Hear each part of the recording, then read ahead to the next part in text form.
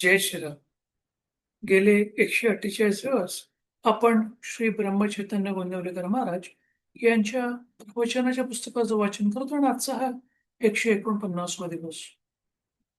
गोंदवले सातारा महाराष्ट्रातील एक थोर संत ज्याने आयुष्यभर श्रीरामाच्या जप केल्याने लोकांना श्रीरामाच्या जीवनाची महती साध्या सोप्या भाषेत सांगितली. या 365 दिवसांच्या प्रवचन पुस्तकात त्यांनी देव म्हणजेच नाव, नाव म्हणजेच देव, संत कसे ओळखावे आणि संतांकडे गेल्यावर ते काय करावं, काय करू नये. आयुष्यामध्ये आपण कसं वागलं पाहिजे आणि कसं नाही वागलं पाहिजे, हे साध्या सोप्या उदाहरणासहित सांगितलेले आहे.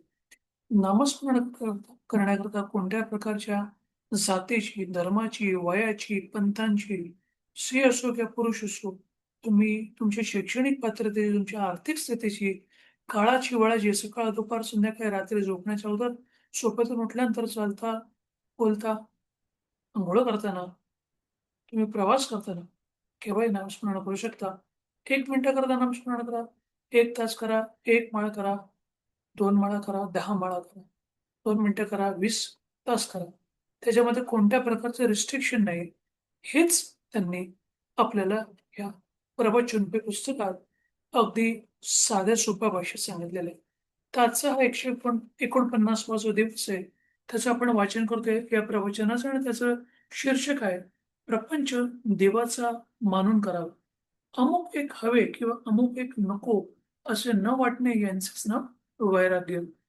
संकटकाळी हे संकट नसावे असं न वाटता परमेश्वराचे स्मरण असावे आणि त्याच्याजवळ हे मागावे की देवा, मला तुझ्या जवळ काही मागण्याची इच्छा देऊ नको. देहाला मुद्दाम कष्ट देऊ नयेत, पण जेव्हा ते येतात तेव्हा मात्र ते आनंदाने सोसावे. पूर्व पूर्वरथाने दुष्कृत्य केले. पूर्वरव्याने दुष्कृत्य केले आणि त्यामुळे त्याला वैराग्य प्राप्त झाले. तेव्हा त्याला दुष्कृत्य म्हणावे की सुकृत्य ते सत्कृत्य, तरी वैराग्य प्राप्तीचा वास्तविक हा काही मार्ग नव्हे, हेच खरे आहे. आपण शास्त्रविद्या कर्म करू नये आणि दुसऱ्याने केले तर त्याला नावं ठेवू नये. पण न जाणो परमात्म्याची इच्छा असेल तर त्यातून चांगले होण्याचा संभव आहे. प्रपंच मिथ्या मानावा आणि जो मिथ्या तो बरा असे वाटण्यात काय अर्थ? तो जसा असेल तसा असू द्यावा. नाटकात नट जसे काम करतो त्याचप्रमाणे प्रपंचात आपण आपले काम करावे. तुमचा परमार्थही तुमच्या स्वाधीन नाही.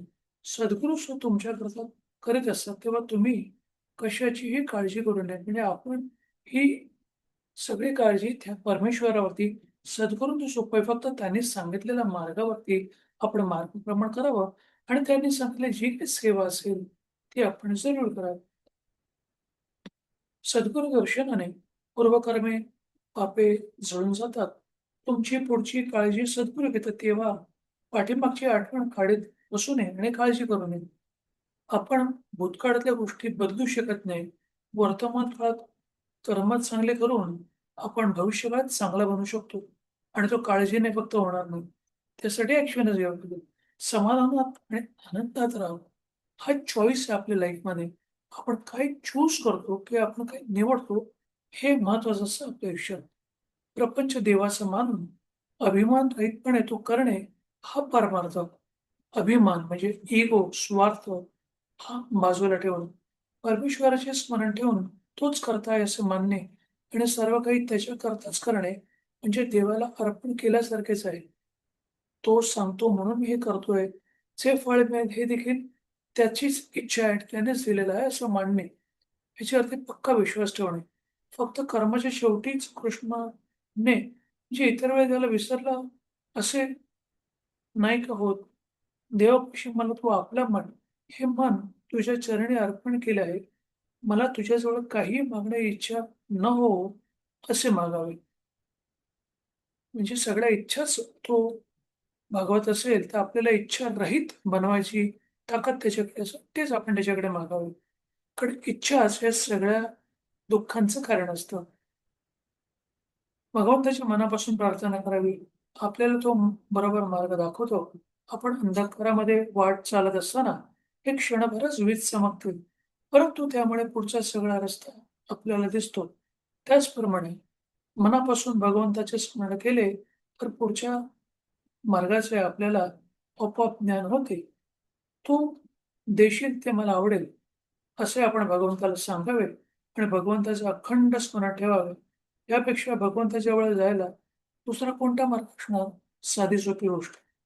म्हणजे आपण भगवंताचे स्मरण करावे, हेच आपले कर्म आहे आणि त्याला सांगावं, "हे तू माझ्याकडून करून घे." त्यालाच सांगावं, "माझ्याकडून चांगली कर्म करून घे. तुझी सेवा करून घे. तुझ्या नामस्मरणाची साधना माझ्याकडून करून घे." शेवटचं वाक्य. ज्याच्या प्रपंचामध्ये पाठीराखा परमात्मा आहे, त्याचा तोच परमार्थ होते. ज्याचा पाठीराखा अभिमान आहे, तो त्याचा प्रपंचाचा म्हणजे अभिमानाने आपल्याला प्रपंच लागतो. आणि आपण जेव्हा देवाचं नामस्मरण करतो, तेव्हा परमार्थ सुरू होतो. म्हणून प्रपंच देवाचा मानून करावा. हेच नाही 149 ते 20 व्यक्तीच्या प्रवचनामध्ये आपल्याला सांगितलेले. तर आपण 11व्याला श्रीरामाच्या नावाचा जप करूया. श्रीराम, श्रीराम, श्रीराम, श्रीराम, श्रीराम, श्रीराम. श्रीराम, श्रीराम, श्रीराम, श्रीराम, श्रीराम, श्रीराम, श्रीराम, श्रीराम. धन्यवाद. हे 149व्या दिवसाचं जे प्रवचनाचं वाचन झालं, त्याचं श्रवण केल्याबद्दल तुमचे धन्यवाद. तुमच्याबरोबर दिवस असाच आनंदाचा, सुखाचा आणि आरोग्यपूर्ण जावो, हीच त्या श्रीरामचरणी व्यक्त करतो आणि थांबवतो. जय श्रीराम, जय श्रीराम, जय श्रीराम, जय श्रीराम, जय श्रीराम.